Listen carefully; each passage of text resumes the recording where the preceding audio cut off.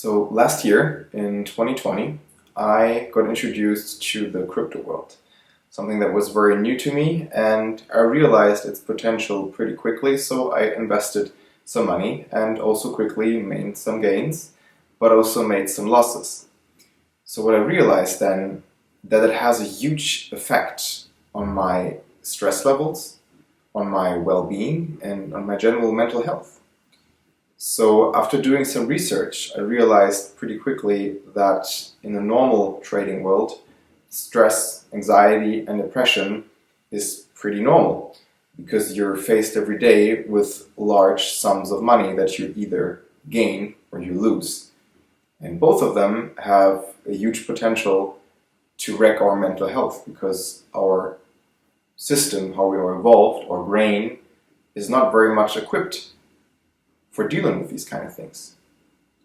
But why is that? Why does crypto trading or trading in general may ruin our mental health? It's exactly because our biology has not evolved much over the past thousands of years. We're basically still hunter and gatherers who are foraging for food and just live a very simple life and are faced with stresses that they can face, that they know how to cope with. They know what to do when a tiger chases them. They know what to do when they don't find food. But what's with these kind of stresses? The stress for example, losing a large sum of money or having to stay on top of your game to always know what the market's next move is going to be. This is a kind of stress, a type of stress that we have first of all not evolved how to deal with, and second of all, we don't have any control over it. And this wreaks havoc on our mental health. Because what happens when a stressor is presented to us, we feel stressed. And what happens to our internal system, a huge array of hormones like cortisol, adrenaline, and all these things are produced within our body that in the long term can create disease. In the short term, these kind of things can make us stronger, but when they persist and we don't know exactly how to deal with these kind of stressors, we become sick. First, our mental health suffers, and then, in the long run, our physical health as well. So then, anxiety, depression, and all these inflammatory-based diseases can also appear because stress creates inflammation in the body. So our physical body is affected as well. What also happens is that our critical thinking is shut off. When we are anxious, when we are stressed, when we live in depression, we have a part of our brain, it's the prefrontal cortex, it's the type here in the front, the frontal lobe of our brain, that makes us human, that makes us able to critically assess things. However, when we are very emotionally involved in something, our limbic system, the part right after or behind the prefrontal cortex, takes all the energy. What happens then literally, there's less blood flow to our prefrontal cortex and more blood flow to our limbic system, to our emotional self. So this is why we tend to make emotional, rash decisions. We all experience this when we got emotionally triggered by your spouse, by your parents, by a brother, or by a friend. You sometimes say something that afterwards you don't really mean. After you had time to cool off and take a breath, took a walk or something, your prefrontal cortex slowly regained some power there and you realized, oh no, what I said I really didn't mean. And this is the same that can happen when you are trading. You are emotionally triggered by something or generally live in a state of stress and fear, so you make decisions based on fear, based on your emotional system. And it's not very good at analyzing critically at what the best move can be. So we all have an invested interest to learn how to not be stressed, because first of all, we don't want to be sick physically or mentally, and also I assume we all want to be successful when it comes to money, and especially when you are trading with crypto or trading in general, you would like to be on top of your game and not make hastily emotional decisions. So what can we do about this? One word: yoga. Don't worry, I don't want you to become like a monk and move into the Himalayas and meditate in the cave. You can stay here in the society and you can keep trading crypto. But you can still make use of yoga as an experiential science that is thousands of years old that focuses exactly on this part. How to use our mind properly, how to conduct our body, how to reduce stress.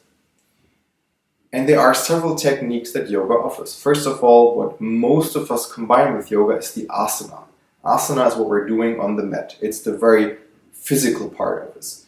Using our body in certain postures to realign ourselves, our energy centers, and also to make us more comfortable in our body. It also heals the body, but it also prepares for more advanced practices. And these then all take or are focused on our mind. And then we go into, from asana, we go into pranayama, the breath work, which purifies the body even more. It helps you to focus your mind, but also heal your body and make you more flexible in the sense of being mentally more flexible, and then prepares you for meditation. So we have asana, pranayama, and then the kind of king discipline is meditation. Meditation is the art or the practice of being single-pointed. In Patanjali's Yoga Sutras, there are 3 distinct steps of how to come into a state of meditation. Because counter of what we all think or what society believes meditation not necessarily practice, it's a state of being.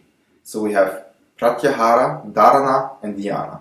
Pratyahara means withdrawal of the senses.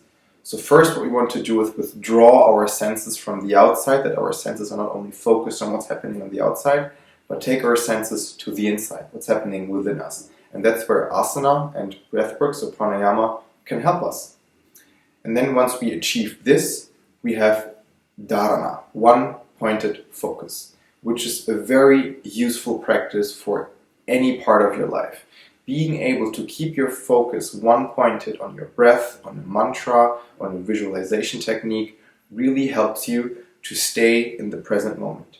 And staying in the present moment is what will help you to not be engaged by your emotional self.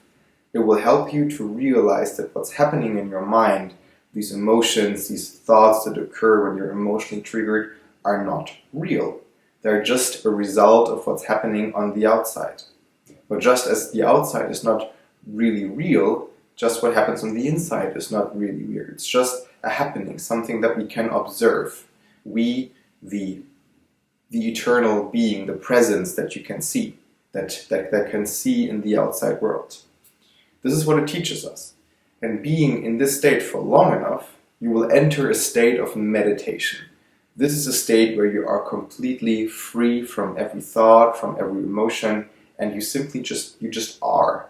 There's no subject anymore, nothing that's happening, you just are. And being in this kind of state is extremely beneficial for your physical, emotional health, and just your overall well-being in general. However, meditation sometimes can be quite difficult, and that's why we have these prior techniques of asana and pranayama to get us there. But also seated meditation, for most of us, can sometimes be a little difficult. So that's why we have Yoga Nidra. Yoga Nidra, also referred to as the yogic sleep, is a state of complete rest, of complete physical, mental, and emotional rest. It's a meditation as well. It's mostly guided, and it's a little bit easier to follow. And you can reap the benefits of meditation while you don't even have to sit.